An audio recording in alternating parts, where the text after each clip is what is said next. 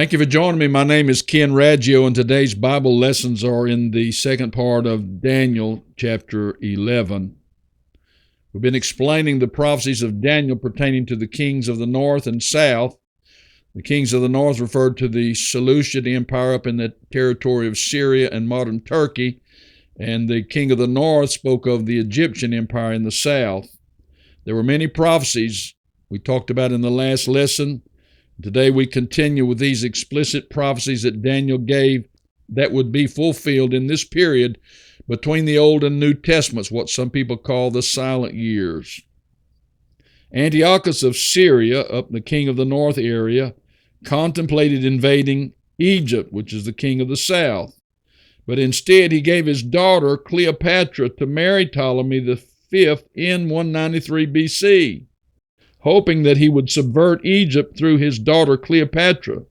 But Cleopatra proved loyal to her Egyptian husband, and when he died, she became the first sovereign Ptolemaic queen.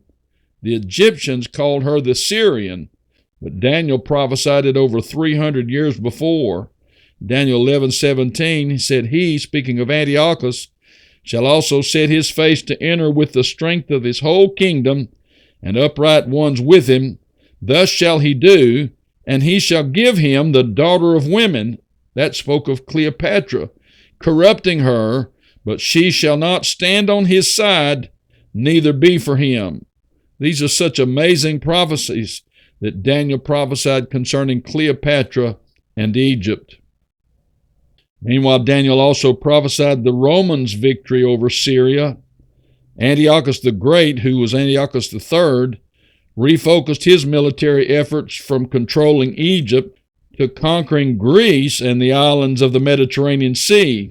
But unfortunately for him, the Roman general Scipio Asiaticus launched a counterattack and prevented Antiochus from his conquest. So Antiochus' Seleucid Empire crumbled in 188 BC, and the Roman Empire began emerging. So this was the end of the king of the north as we knew it at that time. It was taken over by the Romans for that period. Daniel 11:18, "After this shall he," speaking of Antiochus the Great, "he shall turn his face unto the isles and shall take many, but a prince for his own behalf," speaking of Scipio the Roman, "shall cause the reproach offered by him to cease. Without his own reproach he shall cause it to turn upon him." So Daniel prophesied the Romans' victory over Syria. And Antiochus the Great would fall, and his son Seleucus would tax Israel. This prophecy said that Antiochus the Great would turn his face toward the fort of his own land, but he shall stumble and fall and not be found. He was defeated by the Roman Scipio, and Antiochus returned to his fort in Antioch and soon afterward died in another war. That fulfilled Daniel's prophecy. His son Seleucus II imposed harsh taxes on his entire kingdom, that included Israel, to pay tributes to the Romans. He was eventually poisoned, and that also fulfilled a 300-year-old prophecy. In Daniel 11:20, he said, "Then shall stand up in his estate," speaking of Antiochus, "a raiser of taxes," that was Seleucus II, "but within few days he shall be destroyed." And that happened. Then we have this man Antiochus Epiphanes. He's a highly infamous in the history of Israel and a prototype of the coming man of sin that we would see thousands of years later in the end time. Daniel 11:21-32 prophesies one of the most infamous men in the whole Bible. He's the Old Testament prototype of the New Testament man of sin.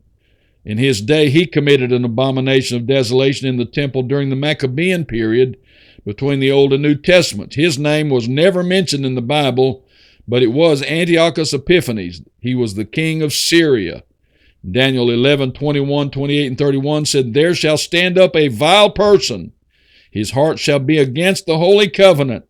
They shall pollute the sanctuary of strength, and shall take away the daily sacrifice, and they shall place the abomination that maketh desolate." And Antiochus Epiphanes fulfilled Daniel's centuries-old prophecy during that Maccabean period. The wise man in the book of Proverbs 29:5 says, A man that flattereth his neighbor spreadeth a net for his feet. You know that people use flattery to snare you, and the man of sin will use flattery to obtain power in the world in the last days. Always beware of a silver-tongued oratory that's full of flattery, excessive, insincere praise. That's poisonous. Daniel 11, 21, 32, and 34, he prophesied, he shall come in peaceably and obtain the kingdom by flatteries, and such as do wickedly against the covenant shall he corrupt by flatteries. But the people who do know their God shall be strong, but many shall cleave to them with flatteries. This happened during that Maccabean period. Flattery is a trademark of the man of sin, and this man Antiochus Epiphanes was that kind of a man during the days of the Maccabees, Judas Maccabeus and others. I want to ask you, how can we read all these amazing prophetic details about seemingly obscure events without realizing that God knows his enemies intimately? Don't you know that every spy agency and intelligence organization on earth would crave to know the thoughts and the intentions of their enemies years in advance, the way that God knows these things? God not only knows every thought, but he also knows every movement of every person on earth before they make it. I'm telling you, God knows his enemies. Daniel 11:28, then shall he return into his land with great riches, and his heart shall be against the holy covenant, and he shall do exploits and return to his own land. This fellow Antiochus Epiphanes, the king of Syria from 171 to 167 BC, was a foreshadow of the future man of sin. Both of them come from the ancient Syrian Empire, reaching from Turkey on the west to Iran on the east. It is one of the four divisions of Alexander's Grecian Empire. It will be the little horn of Daniel 8 and 9. Antiochus defiled the temple then, as will the coming man of sin defile the temple in the end of time. Daniel 11:31 says, and arms, speaking of armies, shall stand on his part. They shall pollute the sanctuary of strength, and shall take away the daily sacrifice, and they shall place the abomination that maketh desolate.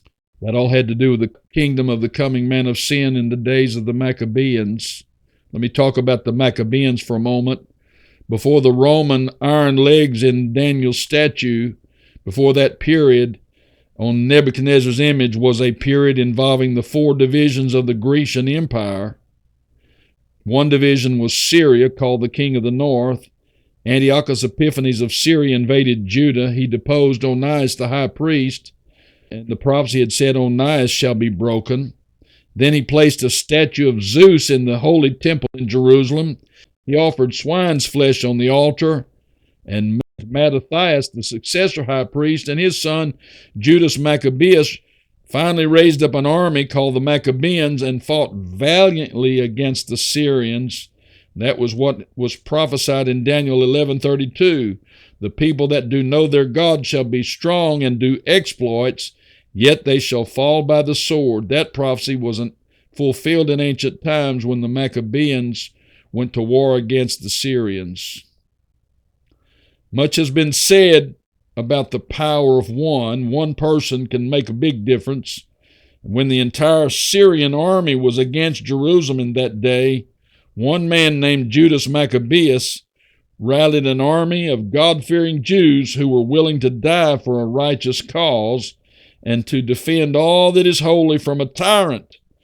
This Maccabean revolt is a historical phenomenon. It is a glorious example of men of clear understanding standing up and speaking out.